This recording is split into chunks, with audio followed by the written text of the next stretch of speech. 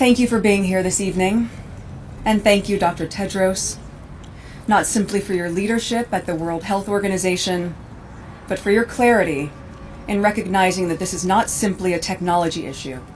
It is a public health issue, and a human one. Behind us stands the Lost Screen Memorial. Not statistics, not avatars, not data points, children. Each name belonged to a child who was loved beyond measure. A child whose laughter once filled a kitchen, whose shoes once waited by a front door, whose future once felt limitless. And now their faces ask the world questions we can no longer avoid. How many more millions of children will be harmed by products that, while innovative, are still designed without sufficient safeguards? And when will children be able to enjoy the extraordinary potential of technology without it compromising their well-being? For too long, we've accepted a dangerous bargain that modern connection must come at the cost of the innocence of childhood, that innovation excuses injury, and that speed matters more than safety. But we would never accept this logic anywhere else. We did not tell parents to create their own seatbelts. We did not ask children to test unsafe medicine. We did not shrug at poisoned water or defective toys and call it the price of progress. We acted, and now the world must act again. Because children today are being shaped by systems designed to capture attention at absolutely any cost. Relentless algorithms, exploitative engagement, and endless exposure to harmful content that they are not seeking out. When a joyful and athletic young girl goes online looking for healthy recipes and instead is fed body dysmorphia content and pro-anorexia videos, leading her to be hospitalized for months with a severe eating disorder, her family sees their vibrant daughter suddenly sick from the social media she logged into. That is Katie. When a kind, warm, handsome teenage boy is overcome by a breakup with his girlfriend and goes onto social media looking for quotes of affirmation to help him get through it, the platforms preyed upon his pain. And instead of just offering him the words of encouragement he was searching for, they offered him ideas of how he should take his life. And he did.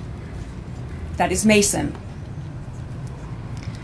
And when a beautiful young girl has a pizza and movie night with her parents, they're in the living room, and before she heads to bed, she asks her mom for a cord to charge her phone. And in the early hours of the morning, her mother finds that her daughter has hanged herself.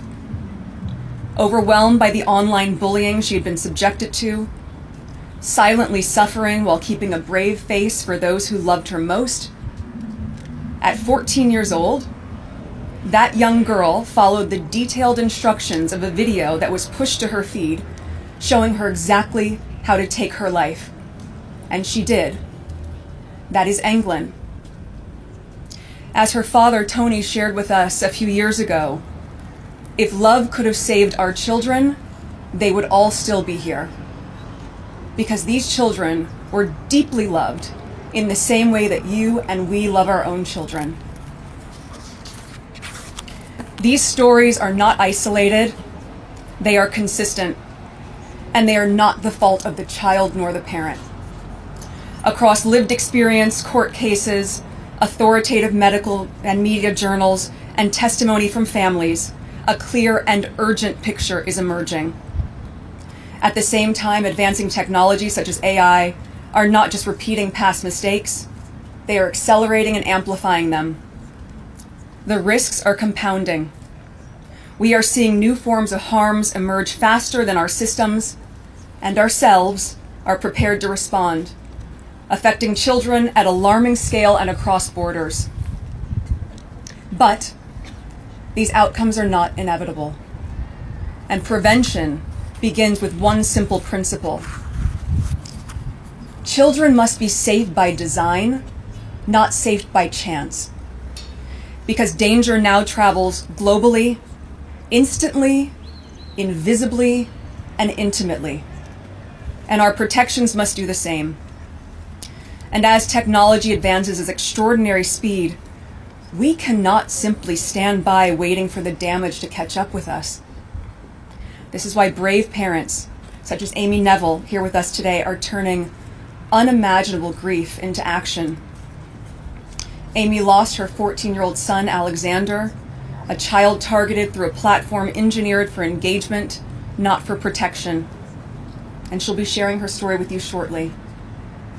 Today, she is here not only as a mother, but as an advocate and an activist, working to ensure that no other family has to experience the same loss. Her voice and the voices of so many others remind us of what is at stake. Children are no longer just participants in digital spaces. They are too often the product. Because when they tick the box and they sign the terms and conditions, they don't realize that they may actually be signing away their life. Because the small print didn't spell out that it was going to prey upon their vulnerabilities and drive them to content they weren't looking for to keep them engaged for as long as possible. They didn't know that the platforms valued profit over people. And yet when we've seen this in other sectors, we did not accept it. We would never accept a food system that knowingly exposed children to harm.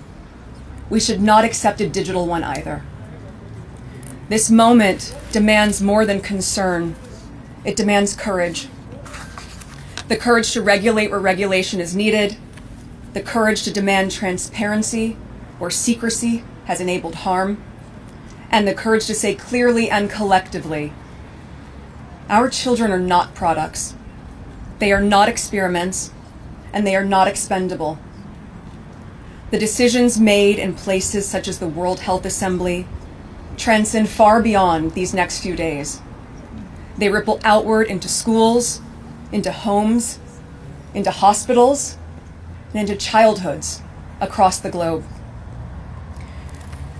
So we must ask ourselves, will we look back at this moment as one where through collective action, the design of technology shifted towards safety, dignity, and well-being?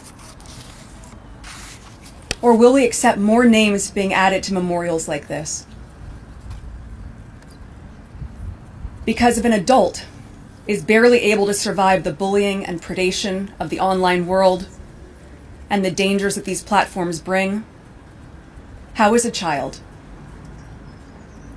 Let this not only be a moment to reflect, as Dr. Tedros said, let it be a mandate for action. So speak up. Demand better from the platforms shaping our children's lives. Be an example in your own social media use of how to be intentional in every moment that you like, that you comment, that you post, that you share. Hold your community to the same standard. Support laws and leaders committed to child safety by design, transparency, and accountability online. Write to your elected officials. Ask what they are doing to protect children in digital spaces. And join the parents, campaigners, health experts, and young people around the world calling for global standards that put child well-being before algorithmic profit. Because when enough voices refuse to accept harm as the cost of connection, change becomes inevitable.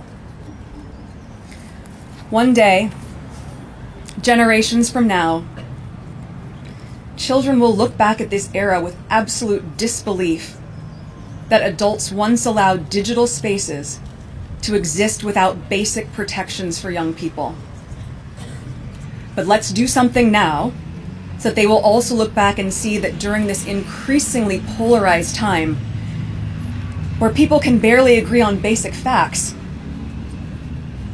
that beyond politics or party lines, beyond demographics, incomes, or ideologies, beyond race or religion, we could all universally agree on one thing. We want our children to be safe. Let our children look back at this moment and let them feel proud of us, that we chose something better for them and for us all. Thank you.